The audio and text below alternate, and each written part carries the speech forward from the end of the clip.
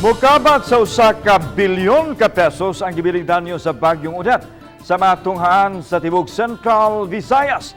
Samtang 39 ka mga personnel sa DepEd ang nakalas sa paghapak sa bagyo. Ano ang report? Nahiagom sa grabing kiraot sa bagyong Odette ang mga infrastruktura sa Department of Education sa Central Visayas sama sa pampublikong tunghaan. Moabot sa 1,000 ka mga tunghaan sa rehiyon ang naguba o gibanabanang moabot kini sa 1 ka bilyon ka pesos.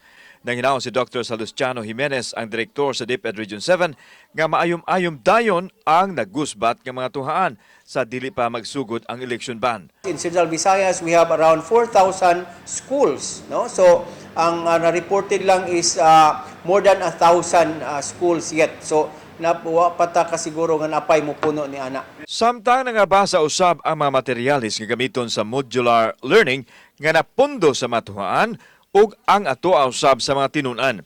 Dili usab sila maka-imprinta karon kay wa pay linyas kuryente. Busa gikonsiderar sa DepEd nga dili una magklase ug hulipan na lang ang mga adlaw sa mga klase.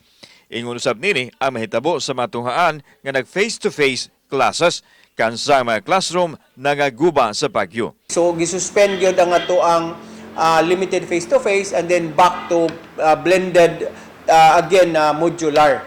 Kung naapod sila magamit nga mga modules. So usab nga ipahibaw ni Dr. Jimenez nga adunay 39 ka mga personnel sa DepEd ang nakalas tungod sa bagyong Odette. Sagad kanila mga magtutudlo samtang aduna usay usa ka tinun-an. Nagalitoy teacher nga namatay taon dito sa Negros nga naggakos pa sa iyang anak.